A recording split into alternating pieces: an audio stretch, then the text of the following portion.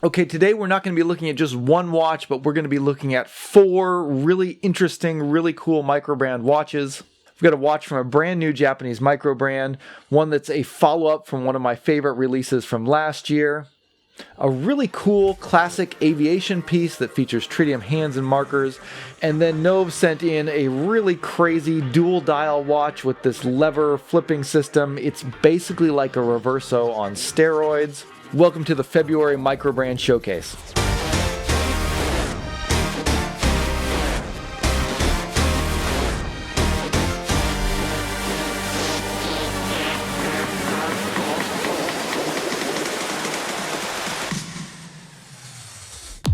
Hey guys, welcome back to Just the Watch. My name's Dave. I live in Japan and I love to collect affordable watches. And today we're going to be taking a look at 4 really cool affordable watches and what I hope will be the first of a new monthly segment here on the channel. Lately there have just been a crazy number of really cool micro brands popping up. Too many for me to be able to cover in depth on the channel. So I started this new segment on the channel to kind of feature ones that I think are interesting and ones that you guys might be interested in, and just briefly give you an idea of what's out there this month. Some of these watches are on Kickstarter, some of them are for sale right now. Check the links down in the description to find out more information about these watches. Now, you probably noticed the paid promotions flag at the beginning of this video. That's because 2 of the watches that are featured were given to me for free, and those were the watches from ZEEDA and Fullgear. However, other than the watches themselves, I did not receive any other compensation for this video, nor did any of the brands have any input into the content of this review. The watches from Nove and Vesuviate were both on loan, and I'll be sending them on after this review is done. But with that said, let's jump into the first watch that we're going to take a look at. And the first one we're going to check out is the Horizon from Fullgear. Now this is an aviation themed pilot's watch. It's called the Horizon because it draws its inspiration from the horizon indicator in an aircraft instrument panel. The key thing about this watch is that it features tritium on the hands and the markers, and coming in at only $350, it's relatively affordable for a tritium-based watch. This watch is powered by the Seiko NH35 automatic movement. It has a sapphire crystal, screw-down crown, and 200 meters of water resistance. Now, key dimensions on this, it is a big watch. It's 43 millimeters in diameter, 51 millimeters lug to lug, and pretty tall at 15 millimeters thick, including that domed sapphire crystal. And it's been a while since I've gone for a watch this size. I've kind of been gravitating towards smaller ones, but actually having it on the wrist, it doesn't look oversized for my 7¼ inch wrist. And aviation watches historically were on the larger side for legibility purposes, and this watch is incredibly legible. That huge dial allows them to put really big, bold Arabic numerals, as well as a very massive handset. And even the 15 millimeter height, which I thought was going to give me some problems, didn't really bother me that much. It was actually pretty comfortable on the wrist and pretty well balanced. The watch has some cool details, including the crown and a pretty awesome case back. The included strap is also really high quality, really thick, beefy leather strap that feels great. And they also sent me in a couple of other strap options that they sell on their site, including a Horween strap, so I was surprised to see that. And especially paired with that Horween strap, you get a really comfortable, nice look on the wrist. Only real downsides I found to this are, one, the size is probably going to be the biggest limiting factor for people who don't want large watches. But in addition to that, this does feature a ghost date, so it has a Seiko NH35 movement, which has a date position on it, but there is no date on the dial of this watch. And the finishing is pretty basic. You're just getting brushed finishing all the way around. But the main selling point here really has to be the tritium. It just works amazing in the dark. Tritium is the kind of thing that you don't notice it until you get into pretty dark light. It seems a lot less impressive than superluminova and that sort of thing until you get into an extended period of darkness, and we'll see that when we do a lume shot at the end comparing all the watches that we've got in today. The Horizon from Fullgear is available for purchase on their website now, and they also offer a lot of customization options. You can pick the color of the tritium tubes that you want and a lot of other cool features, so link to them down below if you want to check them out. Next, we're going to go over to a new micro brand from Japan. This is the Jetshark from ZEEDA watches, and I've been seeing these guys pop up in a lot of ads all over the place when I'm surfing around on Japanese sites. Availability is going to be a little bit difficult for people in the States if you're interested in picking this one up. It sells primarily, in fact, maybe only exclusively on Japanese Amazon or the Rakuten marketplace. So if you want to get this, you're probably going to have to go through an importer or a proxy buyer or something like that. You might be able to go directly to Amazon Japan. Sometimes the sellers will ship internationally, but I'm not sure on that. So the Jetshark comes in at $255, and I really feel like they started with the kind of Rolex Submariner homage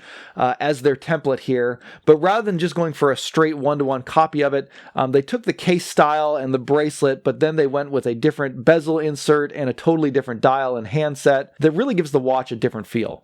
This watch has a 40mm case, sapphire crystal, Seiko NH35 automatic movement, but it only features 100 meters of water resistance, which is less than the 200 that you normally get with this style of watch. I like that they're taking the Submariner form factor here and kind of going in a different direction. It really does change up the character of this watch, and the blue dial has a really cool depth to it. It's a really vibrant dial, and I think you get some nice contrast with the yellow accents, and then especially the white hands really help it to stand out. It makes it very legible in the daytime. You get a signed crown. The bracelet is pretty decent. It features solid links and screw links. However, it does have hollow end links, and the clasp is pressed and pretty thin. So you're getting kind of a mix of qualities there. And I did have a couple of negatives about this watch. The biggest one was with the bezel. When you first use the bezel, you get pretty good action on it. It's pretty solid, no back play. But I found the more that I use it, it would start to tighten and almost seize up to the point where it was very difficult to turn. And at one point I thought it was just completely jammed. But it seems like if you give it a break, it loosens up again and then you can use it. So kind of a big negative there with that. You'll see when we do the Lume comparison later, the Lume is not particularly strong on this. That's another area I would have liked to have seen amped up a bit. And they've gone with a 4 o'clock date, which kind of takes up the 4 o'clock marker, but it's not quite centered. So the top of the date is actually lined up with where the 4 o'clock marker should be. And I found that a little bit awkward as well. They market this one as having Japan planning. So I imagine that the design and the logistics and the corporation is based here in Japan, but I'm pretty sure the manufacturing is probably done in China. This feels comparable to a lot of watches that you would find on AliExpress, and I feel like probably you're going to get better deals if you just go direct to China than you would get with this particular one here.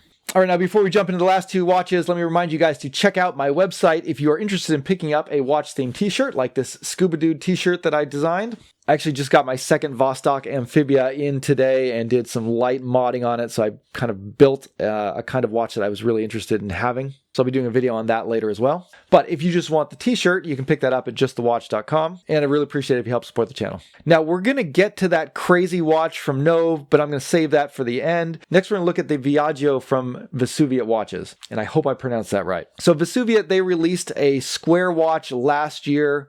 They called it the Ativo, and that was one of my favorite microbrand releases last year. One of the main selling points of Vesuviate watches is this heat-treated case hardening process that they do to the stainless steel. It's supposed to make it much more scratch resistant, and so far on my Ativo, that has held up pretty well.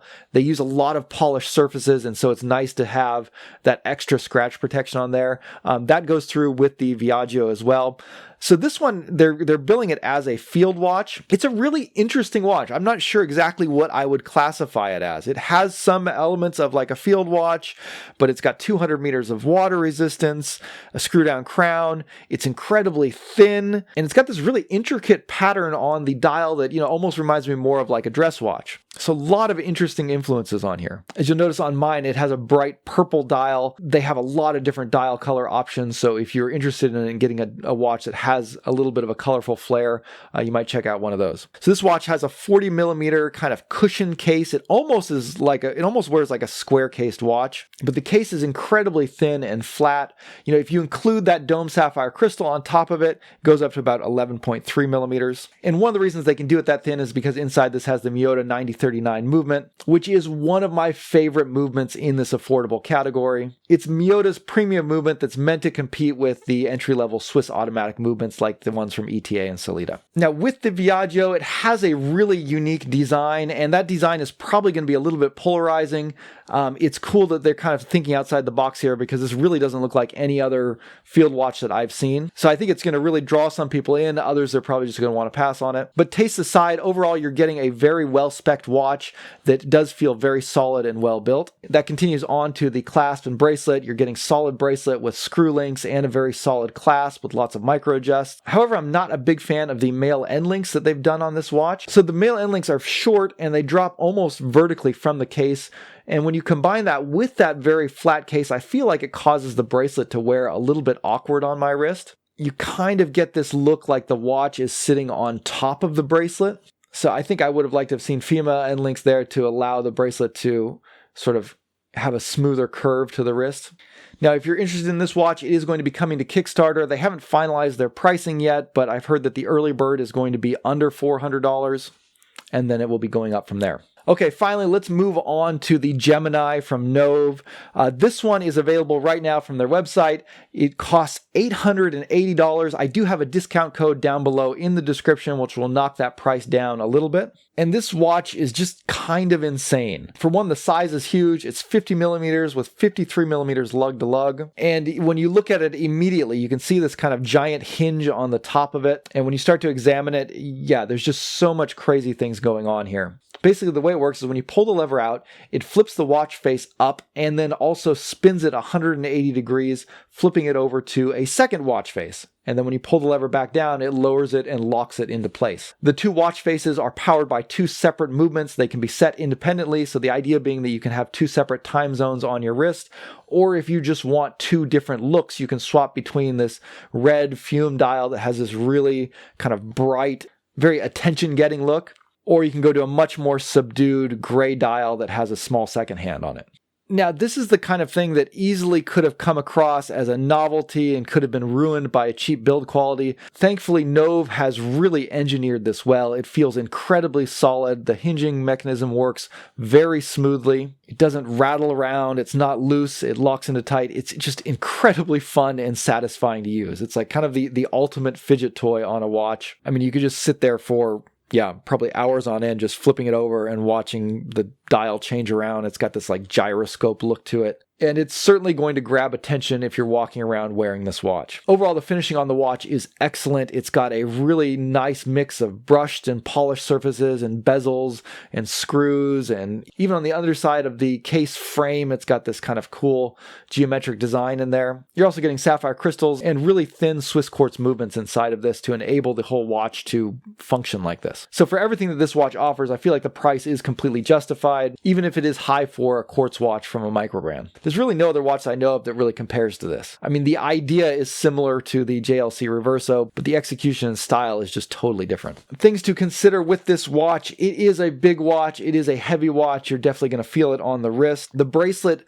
doesn't have a lot of articulation. It kind of has a solid circular feel to it. It feels like almost like a solid bracelet going around. It also features a butterfly clasp without any micro adjust, but it does feature some half links, so you can get a pretty good fit that way. It is a little bit difficult and awkward to access the crowns, and I'm not sure exactly how you change the battery on this because there's a watch face on both sides. One side does have a lot of screws around the bezel, so I would imagine you would unscrew those screws and somehow that would give you access to it, but I'm not totally sure. And while that watch face rotation mechanism does work very smoothly and feels very solid, it can be a little bit finicky. If you don't fully extend the lever before dropping it back down, you're going to get your rotation slightly off and it's not going to lock into place. And you kind of got to work the lever back and forth until the watch gets back in the proper orientation, and then you can drop it back down. Now, all of these watches do feature Lume. Let's go ahead and just do a Lume check and we'll see what they look like. As you can see, initially the Tritium-based watch is a lot dimmer than the other ones when they're fully charged, but it doesn't take more than a few minutes before the other ones lose that brightness to the point where the Tritium is brighter, and the Tritium is always going to be that bright. It's not going to wear out throughout the night, so big plus there for Tritium. Overall, I think that Tritium-based watch from Fullgear was my favorite of the watches that were sent in. And if you're interested in aviation or pilot-style watches and you're looking for a Tritium watch, definitely recommend you check them out. Anyways, guys, let me know what your favorite of these 4 watches were. And if you're interested in seeing micro brands like this, make sure you subscribe because, again, I've got some other ones already lined up for March that we'll be looking at then. But that will wrap it up for today. Thank you for watching, and we'll see you later. Bye.